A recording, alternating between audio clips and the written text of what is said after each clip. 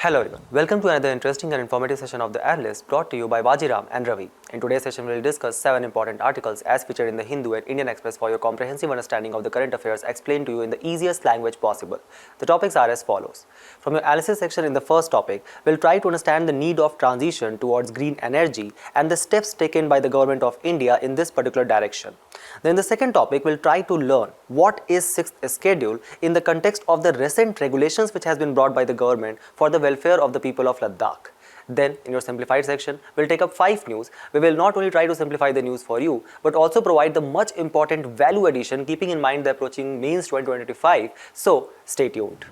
The editorial today highlights how India has become an economic powerhouse in the last decade which demands phase-wise transition to green energy in the immediate future.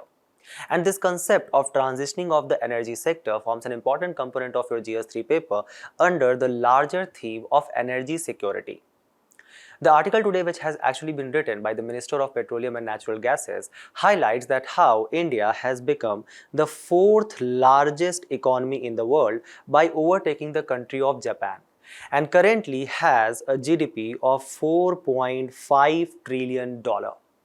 And one of the key aspect and contributor to this huge economic growth which we have witnessed in the last decade as per the editorial has been the continuous supply and reforms in the energy sector, which has kind of matched up with the increasing energy consumption demands by the Indians and Indian industries. So for example, the today's editorial suggests that how this energy sector has actually worked on 3 important R's, being the reform, resilience as well as relentless pursuit to achieve the idea of Atmanirbhar Bharat or Atmanirbharta in the energy sector to kind of reduce our dependence on imports, specifically in the context of oil and gases.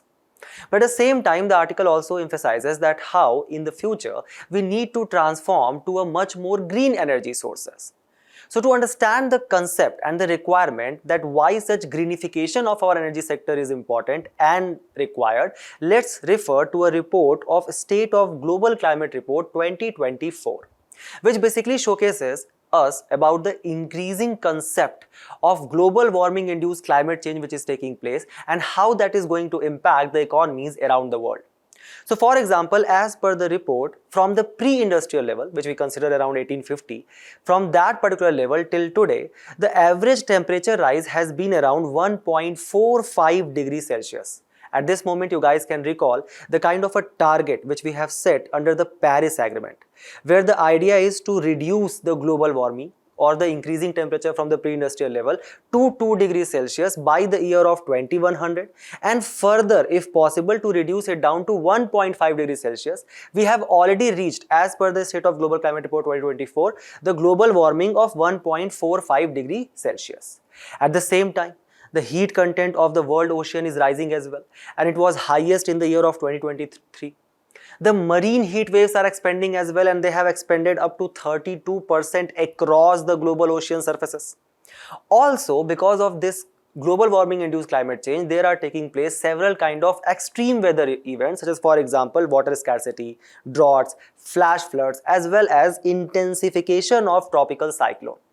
And this increasing sea surface temperature will ultimately lead to what? The rise in the sea surface, which will immediately impact what? The coastal areas. The submergence of the coastal areas can take place. The important coastal cities which India has, for example Bombay, Chennai, the submergence of them can take place.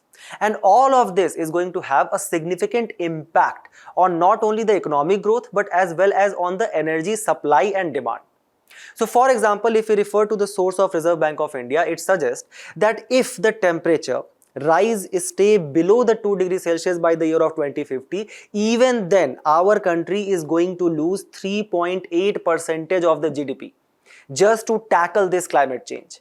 And if we go by the current national goals, the ambitious goals which we have set for ourselves in the Conference of Parties 26, which took place at Glasgow, called as Panch Amrit targets, if we stick to them, even then by the year of 2050, we'll be losing around 9% of our GDP to tackle the impact of climate change.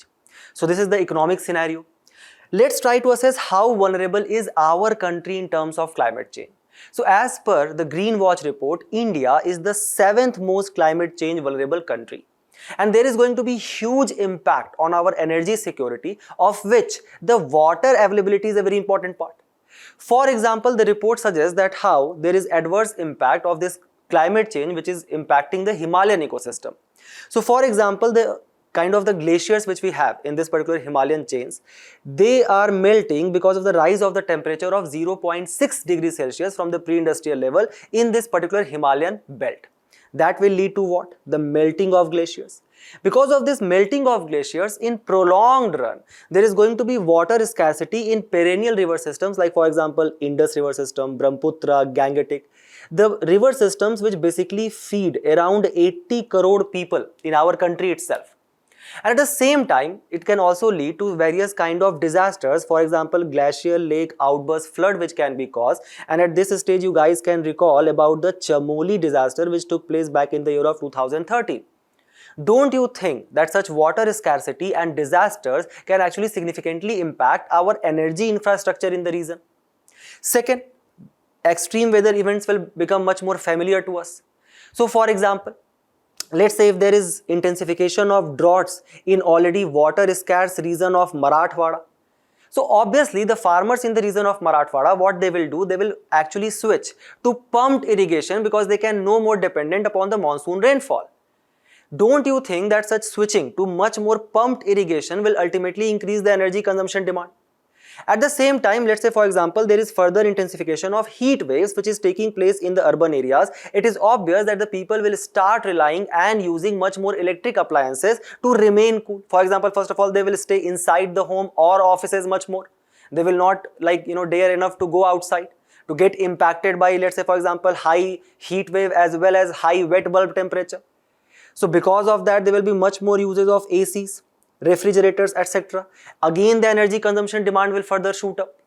So the point is that is exactly what is reflected in a report which was published by the Central Electricity Authority as well. According to which, just look at our peak demands, how it has been consistently rising, and at the same time we have been unable to kind of meet with this energy consumption demand. So there has been a kind of a deficit of almost 4.47% in the year of 2023 to 2024. Then, if we take up a specific case study of Himachal Pradesh apple economy. So Himachal Pradesh is a northern state in our country, falls in a temperate belt. So the idea is that if I tell you or ask you that in the month of February, what kind of climate which we can expect in the region of Himachal Pradesh? We'll be like, obviously it will be much more colder there, sir. But in the month of February 2024, the region of Himachal Pradesh actually faced quite high temperature because of the global warming. And in contrary to that, in the month of July 2024, it actually received high precipitation. So because of that, it significantly impacted not only the production of apple which constitutes a 6,000 crore economy in the region of Himachal Pradesh, but also the logistic was compromised as well, leading to various kind of energy shortages which took place in the region of Himachal Pradesh. Then for example, the rising sea surface temperature will ultimately lead to what? Intensification of disasters, El Nino events, furthermore droughts, furthermore use of electrical appliances to do the irrigation, further increasing demand of energy as well. And at the same time, when this demand is rising, even in the today's editorial, there has been much more impetus upon the generation of thermal power.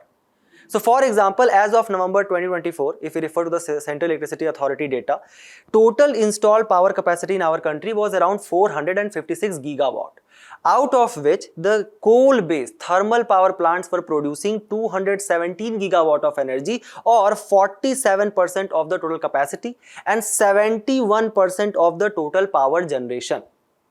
So the idea is that some of you will suggest that why we are not completely switching to the renewable energy altogether, considering the benefit it has to offer. It will also lead us to tackle the climate change which is taking place. There are various leukemas, for example, specific to solar energy, we'll be discussing a bit later. But the point is that it is not even feasible for the various power distribution companies to completely switch to the renewable energy because it is non-profitable for them.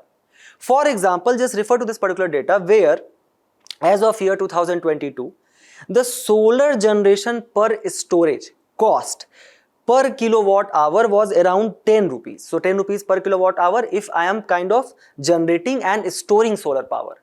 However, to generate and store the same amount of coal power produced energy, it was only 6 rupees.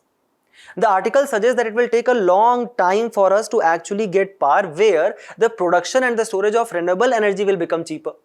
So obviously there cannot be a direct switch to the renewable energy altogether. That is going to be one particular point. So today's article suggests that how this increasing power demand is going to be further risen up in the upcoming years. Why? Because just look at the status of India's increasing power demand. As per the article, we have become the third largest energy and oil consumer in the world.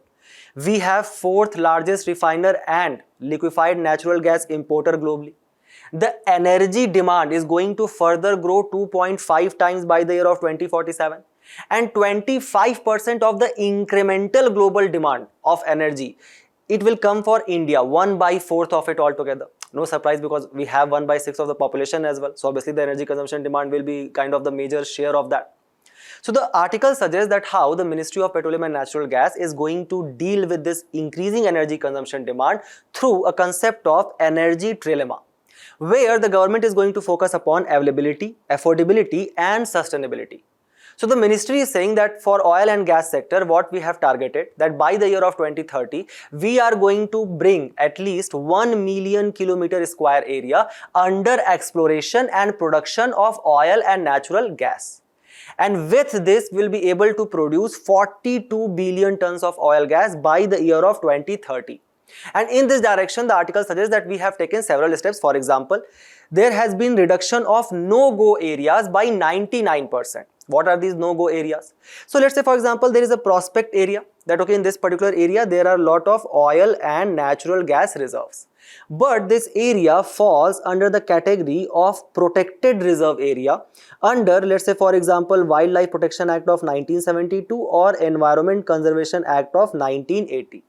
So obviously these acts, which basically aims to kind of preserve the biodiversity of the region, they kind of put a lot of restrictions on oil and gas exploration in this particular region. But the ministry has done what? It has kind of diluted such restrictions which were being imposed and brought 99% of such region or reduced such region from the no-go areas. Then further streamlining the licensing to any new company or old company or any public sector unit has been undertaken under the open acreage licensing policy. Then the government is saying that, let's say for example, if you are going to explore or produce such oil and natural gas from new wells, not from the existing resources, then we are going to provide you 20% premium. That basically means that, let's say for example, to fund this project, if the cost is coming 100 rupees, 20 rupees will be provided by the government, and thus attracting pricing incentives has been provided for the new gas well. Then the gas pricing mechanism has been revised as well, and it has been linked to the further domestic demand, thus linking the prices to 10% of the India's crude basket. Also, under a kind of a shared revenue system, there is a kind of a shared infrastructure among the various exploration and the production player. So the article suggests that because of these steps, India's exploration acreage has already doubled from being just 8% of the total prospective area in the year of 2021 to 16% by the year of 2025 itself. Then the government is also putting impetus on technological and geophysical effort. For example, under the National Seismic Program, the government is saying that we are going to create a 2D map, a seismic 2D map of the various hydrocarbon reserves which prevails in our country. And this will be provided to various entities who want to go for the first stage exploration or want to extract gases from there. The same kind of a concept also applies in the mission Anveshan, where the government says that, okay, what we are going to do, we are going to provide you a kind of a detailed mapping of various oil and gases reserves, and this mission Anveshan is specifically for various kind of public sector units like, for example, ONGC, Oil India, etc. Then the government is also conducting airborne gravity and gradiometry surveys, as well as continental self-mapping. Also, we have gone in the direction of kind of exploring the mineral reserves underwater in our exclusive economic zone. Under which mission? Under our Samudrayan mission.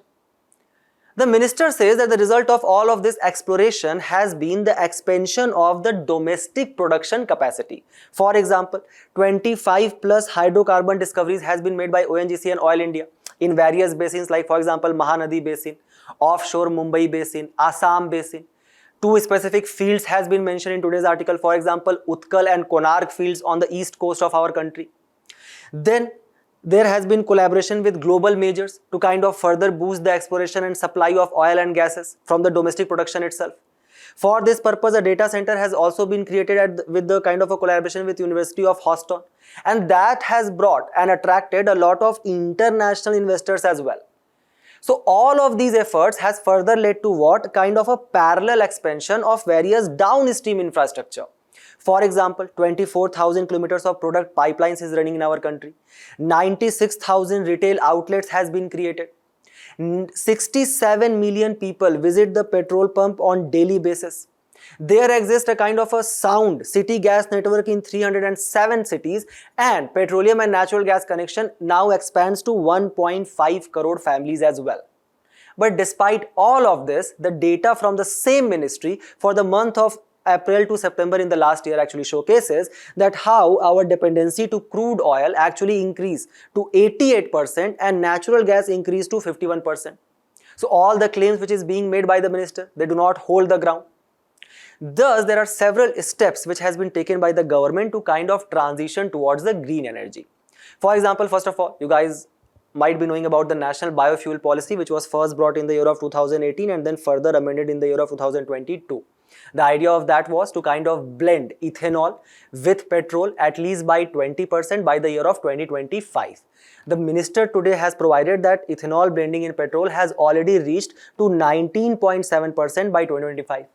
And that has saved 1.26 lakh crore in the foreign exchange and has reduced carbon dioxide emission by 643 lakh metric ton. Then the government has further kind of diversified the feedstock. So now you can even use cassava, maize, various kind of sugarcane bagasse to produce this biofuel. And this under this sustainable alternative towards the kind of an affordable transport initiative, the government is trying to blend compressed biogas of 5% and create 100 such compressed biogas plants across the country by the year of 2028. Then you guys can recall about the impetus which was given to the green hydrogen in the budget 2023, where the green hydrogen mission was launched. The idea is to achieve green hydrogen production of 5 million metric ton every year by 2030. Under this, 8.6 lakh ton of production and 3000 megawatt of electrolyzer tenders has been awarded. And for this purpose, we are also collaborating with various international agencies, for example, Lawson and Torbo. Then under your natural gas pipeline, the pipeline network has set up a target of 33,000 kilometers by the year of 2030. The gas has been now inclusion in the no-cut category of the electricity supply. Then the government is providing hybrid leases as well, that let's say for example as a company, if I'm going to explore a particular area, it's not compulsory for me to only extract renewable energy, but I can also extract certain hydrocarbons as well, thus making it kind of attractive for the big corporations. Then the minimal compliance burden for this kind of a small research exploration, that has been kind of further reduced. And under the Ujjwal Yojana, the kind of the minister says that how there is a kind of a uniform LPG connections which has been being provided under a meager price of 553 rupees per cylinder. For this purpose, the government has done two more things. First, we have become the part of the Global Biofuel Alliance. So to kind of ramp up our biofuel production capability. Just look at our ethanol production capacity here, the molasses-based distillery capacity. The idea is that India, US and Brazil, these three countries account for 85% of the global ethanol production altogether. 55% is produced by USA. This was this year's prelims question. So remember this particular initiative which has been taken by India to kind of contribute to, because we are going to contribute to 1/4 of the energy demand by the year of 2040. So such significant steps has been taken by the government of India. The article today highlights that how under this Gati Shakti master plan, where various ministries has collaborated to create a kind of a very strong infrastructure in our country, including your roadways, railways. The idea is that under this Gati Shakti master plan, there is also a sub-component of increasing the renewable capacity to 225 gigawatt by the year of 2025 itself.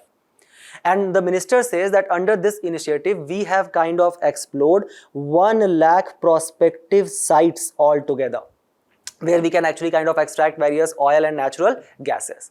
And all of this will eventually kind of help us to achieve the idea of Panch Amrit target, where we are going to bring our non-fossil energy capacity to 500 gigawatt by 2030 and to fulfill 50% of our energy requirements solely by the renewable energy altogether and ultimately become a net zero country by 2070. So use this in your conclusion of the answers.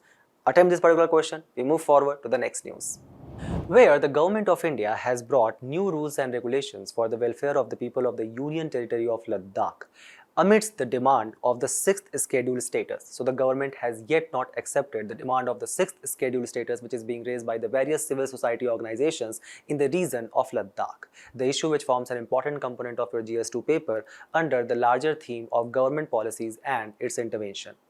So it's obvious that you guys can recall that how back in the year of 2019, with the revocation of Article 370, the Ladakh became a union territory of our country under the Jammu and Kashmir Reorganization Act of 2019.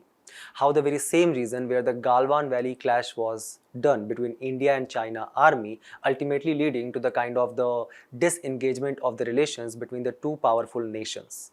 The question which shall be arising in your mind is that why our government is so reluctant to give 6th schedule status to the Union Territory of Ladakh.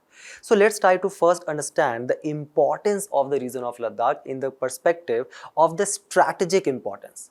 So for example, this particular region of Ladakh sits at the kind of a joint point where at one point of time we are sharing our border with our dear neighbor Pakistan, who was very recently attacking our country with huge kind of disastrous drones which they were sending, which were basically wedding drones. This Gilgit-Baltistan region of Pakistan, and at the same time also another dear neighbor of ours, and that was the Xinjiang province of China. So obviously this region of Ladakh holds strategic importance for our country. But not only that, this particular region, so let's say for example, if we talk about the largest town which the UT of Ladakh has, that is Leh. And Leh act as the center for the origin of three important river systems. One is your Indus, other is your Shyok, and then is your Nubra. Nubra is the same river which basically kind of flows from the Siachen glacier, another prelims question. So the idea is that these particular river systems has a lot of hydropower potential and they can generate up to 2 gigawatt of renewable energy. Thus, as we were discussing, they are also very important for our future water scarcity prevention. So for example, we know that how our country has only 4% of the world's water resources, but we have to sustain with that 18% of the world's population. And at the same time, you guys can recall that how in the previous analyst we were discussing about the Niti Aayog report, which basically warned that how by the year of 2025, at least 80% of our major cities are going to run out of the groundwater. So these Ladakh region is also very important for our water security and thus energy security in the future. Also, because there is exists this Karakoram range, which basically acts as a kind of a watershed between India and China, and that acts as a kind of a third pole. Various important glaciers containing a lot of water resources are in this particular region itself. It is also act as a kind of a very important textile market. So for example, there is a huge leather making industry, dye stuff industry, your carpet making industry is there, the whole woolen textile industry which comes from these ships which you guys can see here in the picture. Also, Ladakh has a lot of untapped mineral resources, rich deposits of that. For example, there is huge resources of limestone which we use to create cement. At the same time, when we talk about the whole tourism sector of our country, Ladakh acts as an integral part of that. Keep this in mind that this tourism sector, even though the people of Ladakh who employs in this sector are only 5 to 10%, but the contribution of tourism in the Ladakh economy stands at around 50% of its total GNP. So thus, Ladakh is not only strategically important but also economically very important for our country. And thus, the civil society organizations, after becoming the union territory, they are demanding that it shall be provided 6th schedule status. In your prelims examination, they ask about 5th schedule status. Let's try to understand the difference between two. The 5th schedule status is currently applicable to the tribal areas in 10 states, while 6th schedule status is applicable to the tribal areas specifically in the 4 northeastern states, for example, ATM, Square, Assam, Tripura, Mizoram and Meghalaya. Here, for the kind of the administration purposes, Tribal Advisory Council is created in 5th schedule. However, for the administration purposes in the 6th schedule area, there is your Autonomous District Council and Autonomous Regional Councils which are created. In 5th schedule areas, these TACs are created by the state legislative assemblies. And thus more emphasis is provided on the tribal rights under the Forest Right Act 2006. So they have a kind of a much more diluted power. In the case of 6th schedule, these autonomous councils have executive, legislative and judicial power as well. Thus it focus more upon the democratic devolution. And then the Panchayat extension to the Scheduled Areas Act of 1996. Is it applicable in the 6th scheduled area? No. Is it applicable in the 5th scheduled area? Yes. So now let's try to understand that why the people of the Ladakh are demanding for this 6th schedule status, which is provided under the Article 244 of the Constitution, as well as special provisions under Article 275 Clause 1, which is currently applicable in the 4 northeastern states. Because it provides for a grassroots level democratic devolution of the legislative as well as judiciary powers, thus kind of upholding the rights of the tribal people in this particular region by the creation of 2 important councils, Autonomous District Council and Autonomous Regional Council. What is the difference between 2? So let's take example of one particular district of Ladakh. Let's say that in this one particular district there is only one tribe which is residing, and the name of that tribe is Balti tribe. In this particular region, which council will be created? Autonomous District Council, because it comprises of only one tribe. But what if there is one such district where there are various tribes? For example, there is your Balti, Boto, Drokpa, or for example Changpa. So many tribes are living and they are having intertribal conflicts. So in that particular case, autonomous regional councils will be created. These council, which basically consist of 26 elected members among the people and 4 nominated members by the governor, who has a tenure of 5 years. Remember that this council functions under the pleasure of the governor, where the governor can dissolve these councils at any given point of time by just giving a kind of a recommendation to the President of the India, and at the same time can increase and decrease the scheduled areas as well. Thus, why these councils or why these society organizations are basically asking for such 6th schedule status? Because of the powers which are provided to these councils. For example, these councils can have the power to make laws. Make laws, for example, on forest management, on various agricultural purposes, or for example, for the administration of town altogether. And for these purposes, they can create councils in which they can appoint their own officers as well. Remember this. And through this, they can also implement not only the laws which are being made by the state government there or UT, or for example, let's say in the region of certain reason where the central government law is being applied by the governor, not only those laws but also their own traditional laws, leading to the preservation of various cultural practices as well as language. For example, the language of Bodo, how it has been preserved in the region of Assam. At the same time, they can create these village councils as the courts as well to administer the justice and resolve the dispute between these various kind of scheduled tribes which live in this region. So remember that they can administer the justice through the application of traditional laws. But there are certain exceptions. For example, if there is a crime of heinous nature. What is a crime of heinous nature? Let's say, for example, if you have stolen someone's heart, and for the punishment of that is, let's say, for example, imprisonment of more than 5 years, or if there is capital punishment.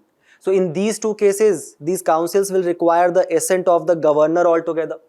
And the governor will provide this assent on the kind of the civil and the criminal laws which are applicable across the country. For example, under your Bharatiya Nyaya Samhita. Then these councils, they receive a kind of a special grant in funds by the finance commissions which are created. They can also impose and collect taxes, and without their assent, licensing for extracting minerals cannot be provided. So they have kind of various advantages. But because these kind of 6th schedule status has been provided to the 4 specific northeastern states, we also see a lot of challenges which prevails in that particular region, and that is why the government is apprehensive. First of all, we have already saw the strategic importance of the Ladakh region. So it's very important that there shall be a uniformity of law making and kind of a deployment of central authority in the region in such a way to kind of tackle any emergency situation in the future. Then there are certain other challenges. For example, the financial dependency of these councils on the state government, that prevails because of devolution of funds by the State Finance Commission. In many of the cases, such state finance commissions are not appointed on regular basis. Then, as we have discussed, there exists a ADC in a particular union territory, a ARC. Then there exists governor as a kind of an agent of center. Then there is district magistrate.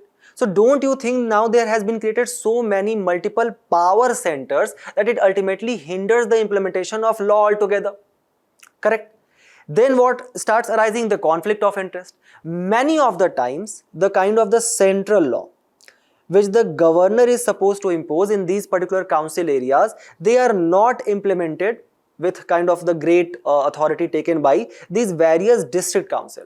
So many of the time either those laws are kind of implemented in the diluted format, or these there takes kind of implementation challenges by these district councils altogether. And that is one major reason why the government is not letting application of 6th schedule status in the Ladakh region. What if there is an attack by our enemy in the future? And the government says that, okay, we are going to kind of apply the vibrant village program, but these district councils are not adhering to that. Then they are also demanding for greater autonomy. For example, in the region of Meghalaya, these district councils, they are saying that this assent power of the governor for such laws which they are making, that shall be completely removed. Then there exists a lot of inter-tribal conflict altogether to gain political power. And all of these issues augment and further transitions to what? The underdevelopment of the region, which we cannot afford in such sensitive areas. So the government said that, okay, we are not going to give you 6th schedule status, rather we are going to bring certain reforms for the welfare of the people of the Ladakh. What the government did? First and foremost, under Ladakh Civil Services Decentralization and Recruitment Regulation 2025, the government said that now there is going to be a domicile requirement for the recruitment in the government job. And how it will be decided that whether you are a domicile of Ladakh or not. So first and foremost, you should have lived in Ladakh for at least 15 years. Or you should have studied there for 7 years. Along with this 7 years of study, you should have appeared in class 10th or 12th examination from the region of Ladakh. Now let's say I say that, sir, I am a central government employee, I am an IAS officer and I am serving in this particular region for last 10 years. I am a domicile of Ladakh or not? The government says yes, absolutely. Your children will be provided the same kind of a benefit for the recruitment purpose if you have served for last 10 years or more than 10 years. Then for the local people there, the government has also brought up reservation now. The government had said that there will be 85 reservation for the local Ladakh people who fall in the category of SC, ST, OBC and educationally backward, and this was earlier 50% only. Along with the 10% reservation will be specifically provided to the economically weaker section. And this reservation is not only in jobs but also in institutions such as, for example, institutions for engineering and medical colleges. Also, the government has officially recognized certain official languages for the region of Ladakh, which are now English, Hindi, Urdu, Bhoti and Purgi. Beside this, remember, Ladakhi has not been identified as an official language, but the government is saying that we are going to provide institutional support for promoting of these languages like Sheena, Brokstat, Balti, etc. Also, the government is saying that we are going to create HEAL Council, Autonomous District HEAL Council, where the government has amended the Ladakh Autonomous District HEAL Council Act of 1997, where the government has now reserved 33% of the seats for the women of Leh and Kargil. Now, does this particular kind of the reforms which has been brought by the government has received positive response? The answer is no. The criticism has been provided in the today's explained article itself, which says that there exists lack of constitutional protection because the civil society organizations are demanding for what? 6th schedule status under Article 240 of the Constitution, which allows the president to make regulation for certain union territories. These are nothing but executive decisions which can be amended or withdrawn by center at any given point of time. Second, there is no land safeguard. So there is still no restriction on the land ownership by non-domicile, and that is basically a key issue in Ladakh. Just like how it is a kind of an issue between the Kuki and the Zimo tribe in the region of Manipur. Then there is no local council with law-making power. The 6th schedule allows for the creation of ADCs with power over land, forest, customs as we saw. But these HEAL district councils, they remain administrative bodies without any legislative power or judiciary power. Thus, it will lead to no cultural protection roadmap. Correct? So these are the issues which still prevails. On the basis of this, just try to solve this particular question and we move forward to the next news, where a very interesting concept has appeared called as building integrated photovoltaics. We'll try to understand this, what this particular concept is. But before that, let's first try to assess our solar power sector. Today's article suggests that with installed capacity of over 17 gigawatt, we are talking about the rooftop solar here, it is starting to play a significant role in India's renewable energy transition. However, the scalability of this rooftop solar generation is constrained by the limited availability of shadow-free rooftop spaces.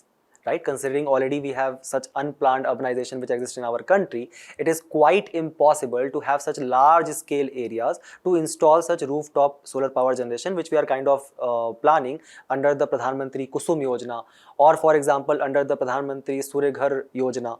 So the idea is that to boost this, the article today suggests that we should start looking beyond the traditional rooftop mounted solar system and start focusing on these building integrated photovoltaics. So if you guys can recall from the first article which we were discussing, that among the total renewable energy generation which we have, how approximately 45% or 90 gigawatt comes from the solar power itself. Now again recall the Panchamrit target which we have set for ourselves. What we are saying, we are going to produce 500 gigawatt of renewable energy by the year of 2030. The idea is that 50% of it, approximately 250 gigawatt, will come from the solar energy itself. Currently, what is the renewable energy capacity which we have from the solar power? Only 90 gigawatt. That basically means that 90 gigawatt in what? Half of 2025. So we have basically nothing but 4.5 years left to kind of install 160 gigawatt, and that is why the government is putting so much impetus on this rooftop solar photovoltaic module kind of installation and generation of solar energy from that. There are several states which are kind of driving India's RE capacity. For example, Rajasthan 30 gigawatt, Gujarat closely following it, then Tamil Nadu and Karnataka. So remember the states in the chronological manner.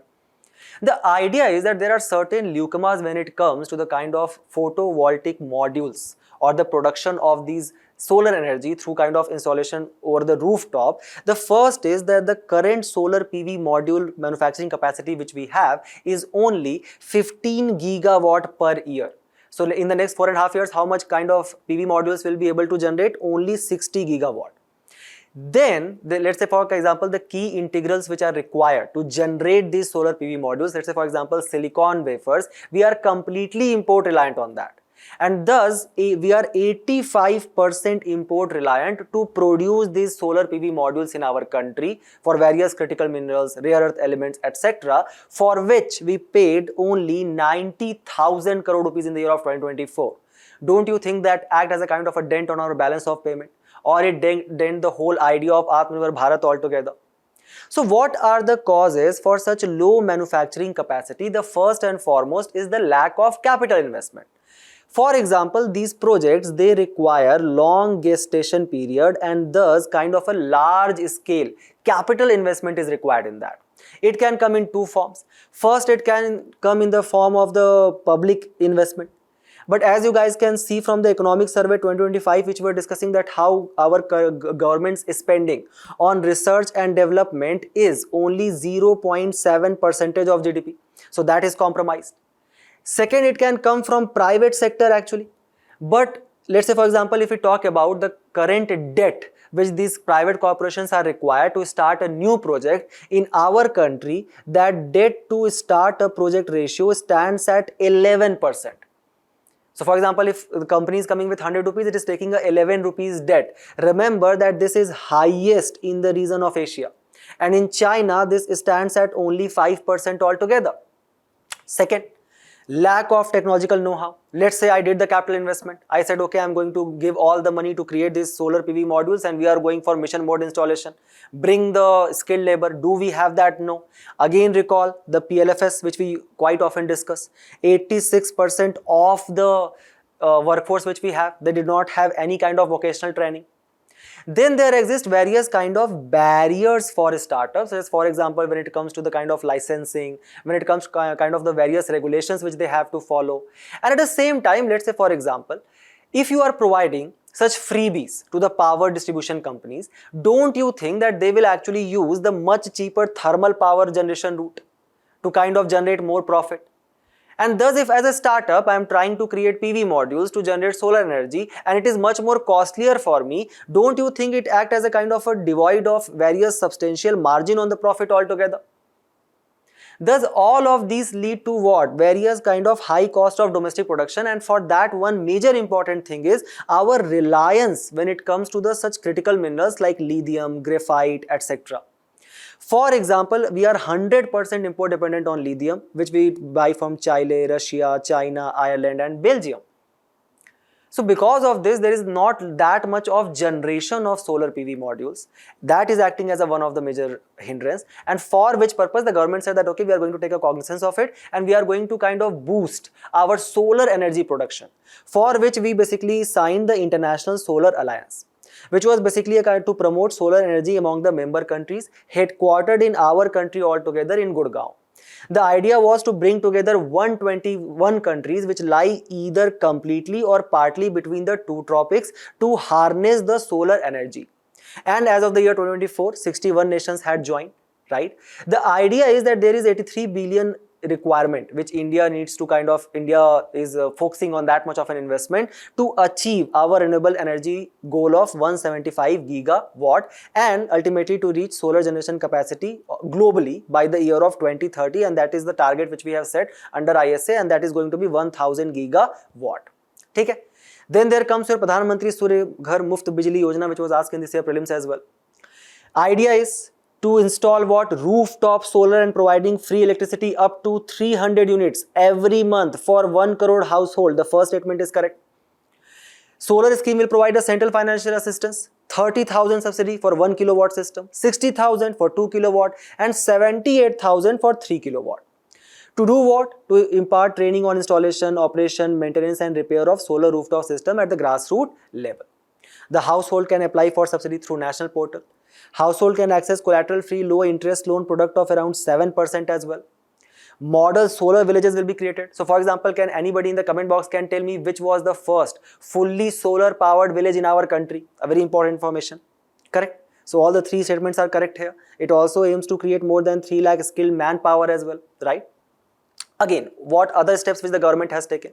So the government had said that we are going to bring a trajectory of renewable energy power bids of 50 gigawatt per annum through the renewable energy implementation agencies. FDI has been permitted to 100% now through the automatic route itself. There has been waiver for interstate transmission system charges for solar and wind power projects commissioned by 2025.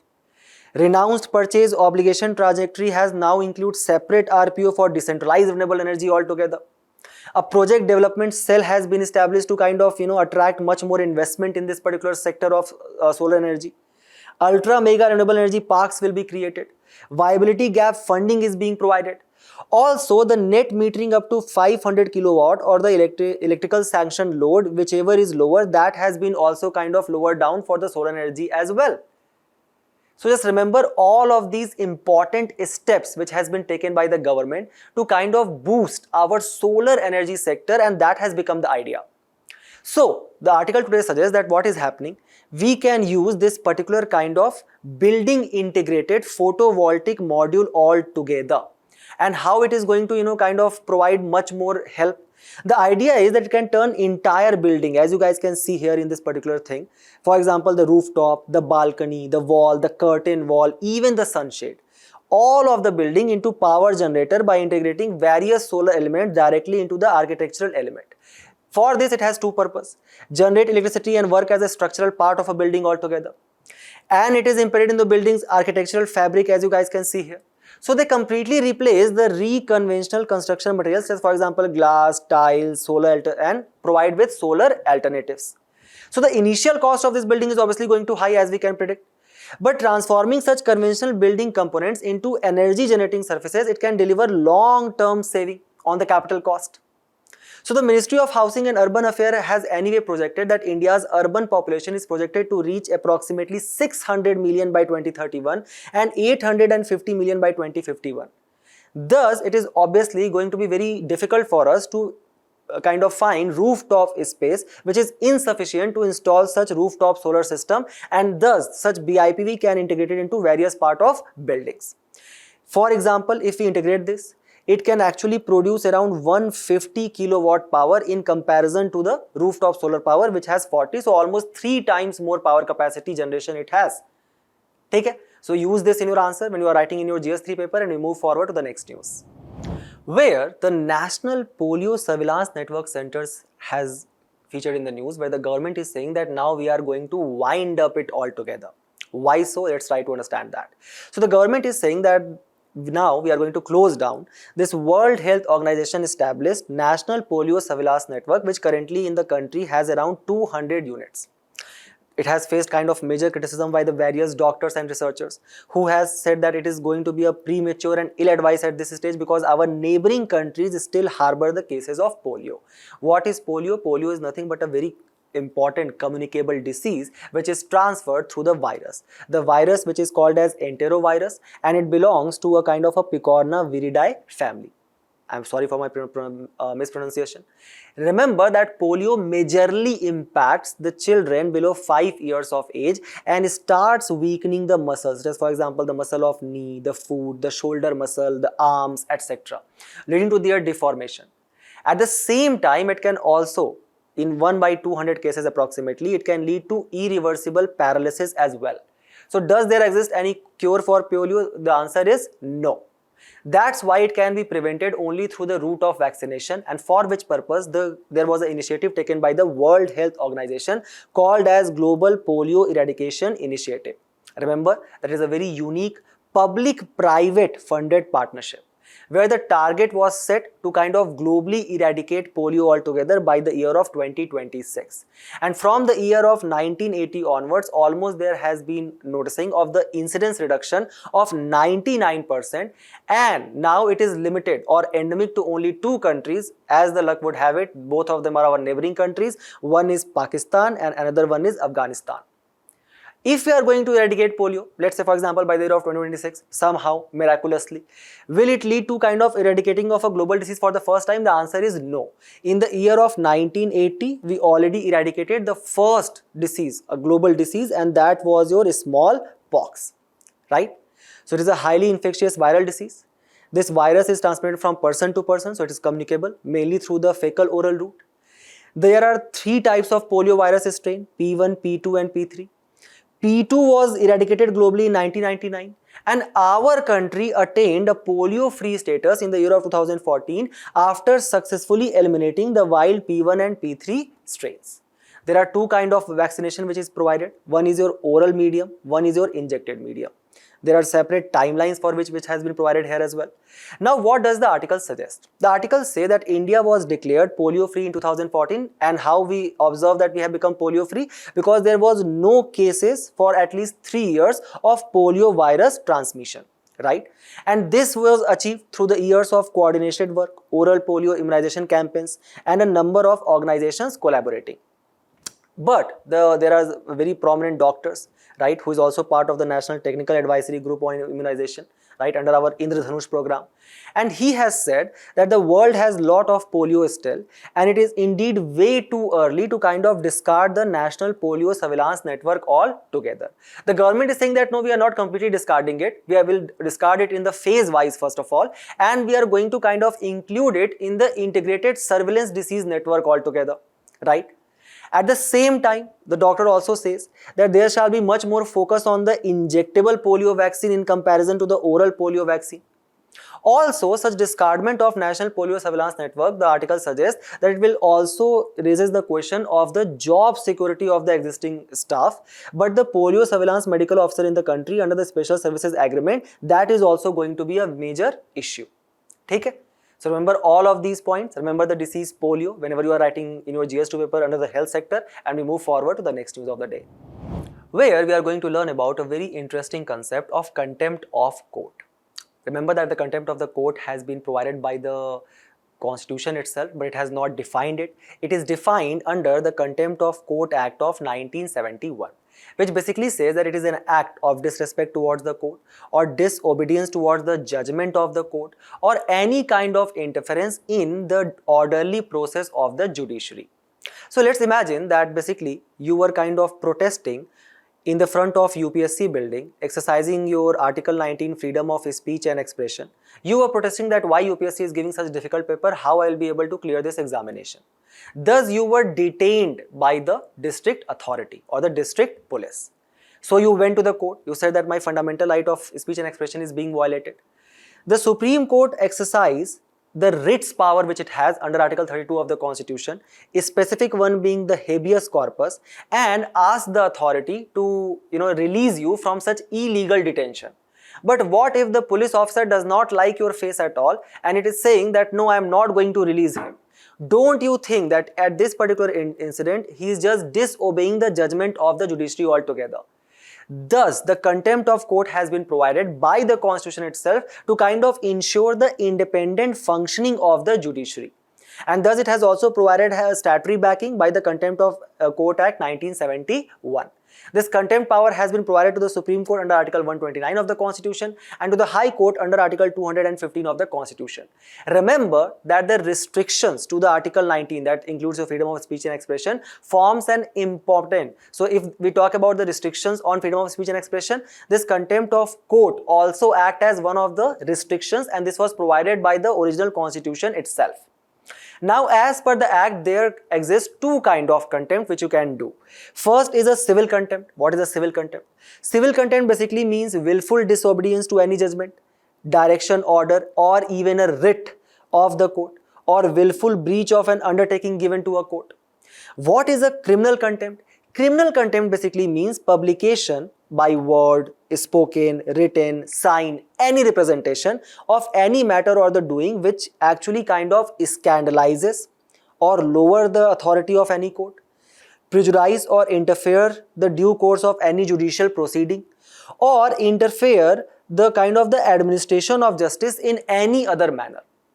So why we are reading about it? Because recently the Supreme Court said that any law which is made by the Parliament or the state legislature, it cannot be held to contempt of court. And this observation was made by the Supreme Court, where there was a plea which was filed, and the plea alleged that the failure of the Chhattisgarh government to kind of comply with the 2011 directive of the Supreme Court to stop support to vigilante groups such as, for example, Salwa Judum, and arming tribals in the name of a specialized police officer, that act as a kind of a contempt of court. But the Supreme Court said that no, any such law passed by the Parliament or state legislature does not act as a contempt of court, because the judiciary also needs to maintain a delicate balance. In order to ensure that the rule of law permeates under Article 14 to fulfill the constitutional objective of establishing an egalitarian social order, the balance between the sovereign functionaries must always be delicately maintained. So you can use this as a very important conclusion as well. Remember this concept of contempt of court, and we move forward to the next news, where we are going to focus upon the research which our country is taking, specifically in the region of the polar areas. And why we are going to do that? Because recently the Kolkata-based Garden Rich Shipbuilders and Engineers Limited, which is also a public sector undertaking, it has signed a memorandum of understanding with the Norwegian firm called as Kongsberg to co-design and build what? India's first ever polar research vehicle indigenously. And this is further going to boost what? Our research which we are doing in the region of Arctic. For example, we already have a research station called as Himadri, which we had established there since the year of 2008. So in Arctic, we have our current research station which is called as Himadri. In Antarctica, we have our research station called as Bharti. Before that, there was a Dakshin Gangotri, but now that has decommissioned. Why we are putting so much of impetus on the research in the Arctic? There is a reason for that. So as per the World Meteorological Organization report, between 1900 to 2020, the temperature in this Arctic region, in the polar region, has risen by 4 degrees Celsius. And 2023 was basically the warmest year on the record altogether, leading to what? Leading to the decline of the melting of the glaciers, obviously, and the Arctic sea ice has declined almost to 13% per decade. Thus, understanding and doing scientific research in this Arctic region will actually provide us much more insight into the third pole, that particular Karakoram region which we were discussing about, the Hindu Kush Himalayas altogether. And it will also tell us that why there is further shifting of intertropical convergence zones southward, which can actually significantly impact our monsoon altogether. Remember, also asked in UPSC's 1 CR PYQ, India has also launched an underwater observatory to study Arctic, and that is called as INDARC. Now when we talk about this Arctic region, the governance of it is actually held by Arctic Council, which was formed in the year of 1996. It is an intergovernmental organization which actually comprises of 8 members. All the 8 members, which basically the countries which falls in the Arctic Circle: Russia, USA, Canada, Denmark, Iceland, Norway, Sweden, Finland. So remember them for the prelims purpose. Idea is that under the Ottawa Declaration, which led to the formation of Arctic Council in the year of 1996, it was specifically mentioned that how the countries will not deal with the concept of military security in the region altogether. But there is increasing competition for the mineral resources which lies in this region, such as, for example, if we refer to the UN clause, the United Nations Convention on the Law of the Seas, it basically says that any country can explore mineral resources, for example, how we are doing under the Samudrayan, within the exclusive economic zone, which extends up to 370 kilometers. But many of this region of the Arctic, which you guys can see here on the North Pole, it falls further far away from that 370-kilometer thing altogether. So many countries are claiming their own rights on the mineral resources, the untapped ones which prevails here. As per an estimate, here lies a 3.9 trillion oil and gas natural reserves yet untapped and undiscovered. Even our dear neighbor China has reached to Arctic as well, right? They don't know the sense of geography. They are saying that the ancient Silk Road actually extended up to the Arctic altogether. They are also trying to make some claim or other on this mineral resources which lies there. Obviously, it can boost the economy of any country. So remember these disputes also which are prevailing in the region of Arctic. The headquarter for this Arctic Council is where at Tromsø, Norway. And what is our role in the Arctic Council? So beside having this research center there, we are also an observer country in this Arctic Council. So remember all of these important points. We move forward to the last news of the day, where we are going to understand about a very important geophysical phenomena which we called as volcano. Why? Because very recently Mount Etna, which is the largest volcano in Europe, produced an explosive eruption, sending a huge cloud of ash, smoke and rock fragments several kilometers into the sky, which also comprises of various gases like carbon dioxide, hydrogen oxide, sulfur dioxide and many more as such, right? So idea is, what is this volcano? Volcano is nothing but a kind of a vent which connects this magma chamber in the asthenosphere and leads to the flow of this lava on the outer surfaces. You guys can see here the continental crust, the Mohs discontinuity which exists, the magma chamber which lies here, how there is a kind of a subduction zone just below that. So always remember that most of the volcanoes in the world, they take place at those places where there is either a divergence of the tectonic plate or the convergence of the tectonic plate. The example of the divergence of the tectonic plate can be your mid-Atlantic ridge. The example of your colliding of these plates can come in the form of the Pacific Ring of Fire which we have. So remember these things, important terms. The idea is that where is Mount Etna? Mount Etna is actually an active volcano on the east coast of Sicily, the largest island in the Mediterranean Sea. Etna's peak is the highest in Italy, south of Alps altogether. So the task of the day is to just comment down in the comment box that which is the largest peak, mountain peak in Europe altogether. Correct? Idea is that there are certain classification of volcanoes when it comes. So for example, first of all, how does eruptions actually take place? So whenever there is an increase in the pressure inside the volcano due to the kind of the expanding gases, they start colliding with each other and a kind of a chain reaction forms. Just like for example, if you guys are drinking the cold drinks right now in the summer time, just kind of fizz it, and when you fizz it, you actually realize that okay, there are a lot of gases which has come, and when you just open the vent, so all of that gases just come out. That is exactly the process which takes place here as well, right? Now there are two kind of classification. One is Strombolian eruption. What is Strombolian eruption? It is basically a kind of a discrete, moderately explosive burst which can eject chunks of rocks and cinders that can travel hundreds of meters into the air. But some people say that no, it was in the category of a Plinian eruption, where the hot gas, ash and rock can explode high enough to even reach the stratosphere. So if the explosion reaches to stratosphere, it is called as Plinian eruption. There are various important active volcanoes across the world which has been listed here for you. Like for example, Mauna Loa in Hawaii, USA, Merapi in the region of Indonesia, Kilimanjaro in the region of Tanzania, Fuji in the region of Japan. Even India has a kind of a dormant volcano which lies in the region of Andaman and Nicobar. Please comment down the name of that particular volcano as well. And with this, we have reached to the end of our discussion today. Do not forget to attempt the questions at the end of the video and test your knowledge. We will meet in a very interesting discussion very soon. Till then, all the very best for your preparation and thank you.